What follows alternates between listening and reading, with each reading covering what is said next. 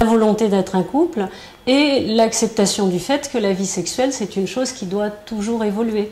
On peut pas vivre la même vie sexuelle, ni après un enfant par rapport à avant, ni à 60 ans par rapport à 20 ans, et ainsi de suite.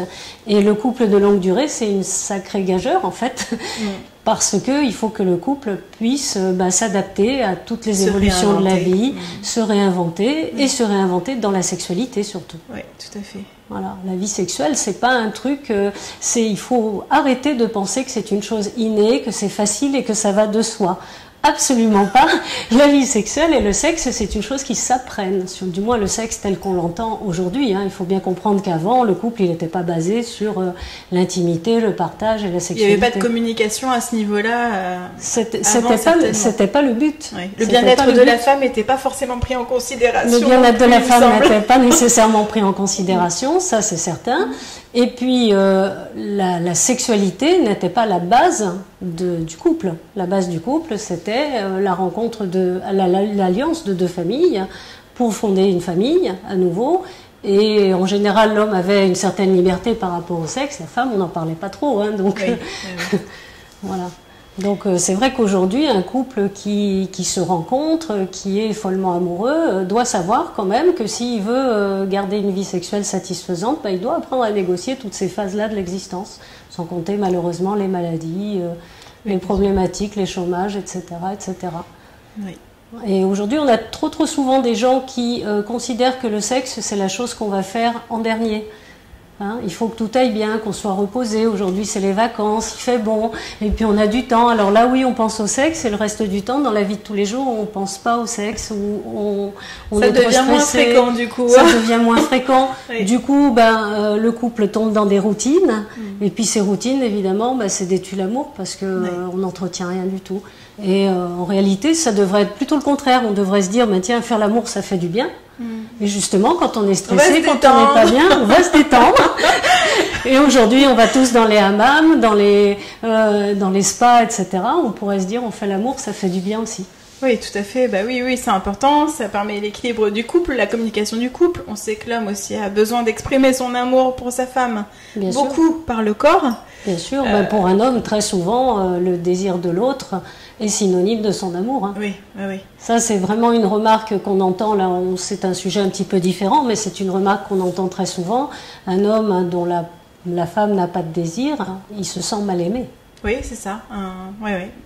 Et une femme dont le partenaire n'a pas de désir ou bien pas d'érection, elle se sent pas femme, elle se sent pas désirable, elle se sent pas belle. Oui, le concept, forcément on a une vision différente, l'homme et la femme, on voit pas les choses de la même façon, mais quand même on s'y retrouve à un moment donné là-dedans, donc c'est important de bien communiquer. Je pense qu'il y a beaucoup de femmes qui ne se connaissent pas bien non plus dans leur désir, dans leur plaisir, dans leur façon, bien sûr. Même pour orienter leur homme.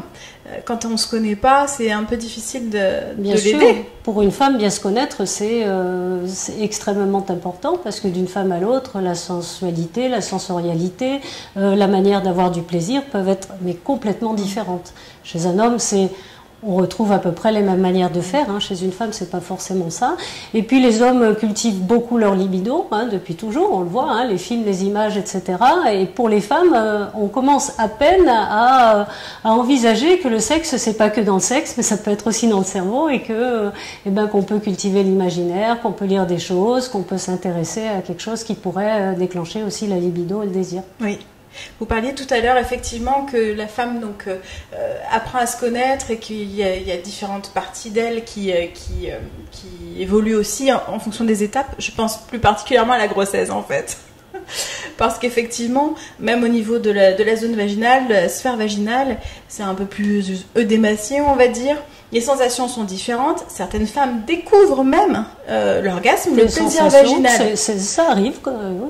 C'est ça. Donc, même au cours d'une vie, elle va redécouvrir à nouveau son corps, d'autant plus aussi après l'accouchement, où là, il faut réparer quelque chose à cet endroit-là. Ça, c'est un point extrêmement important. Et là, on touche...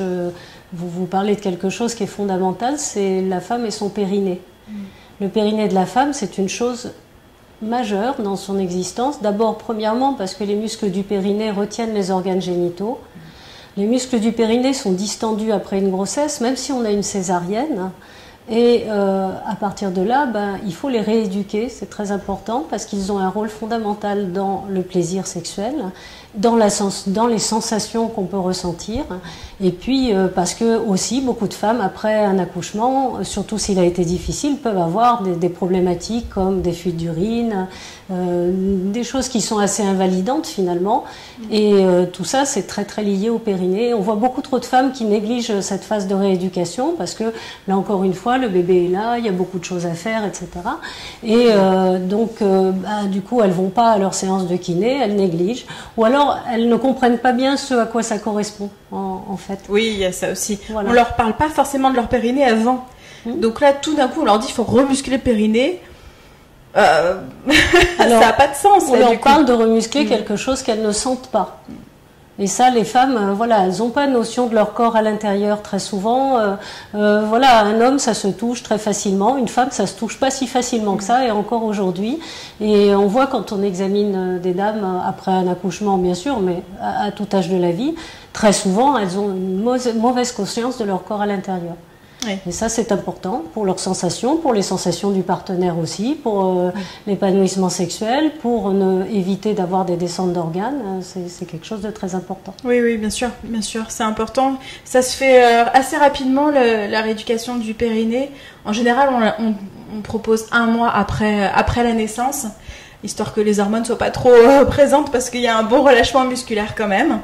Mais effectivement, on se réapproprie aussi son corps si jamais il y a eu une épisiotomie, j'y reviens un peu, ou un traumatisme. Et puis beaucoup de femmes ont pour objectif d'abord de reprendre leur ligne. Donc elles partent faire de la gym, elles font des abdos, ce qui peut être catastrophique à ce moment-là. Ne pas faire, ne pas faire. Les abdos, ça se fait quand le périnée s'est amélioré, musclé, et ça se fait en contractant le périnée pour éviter l'effort de poussée.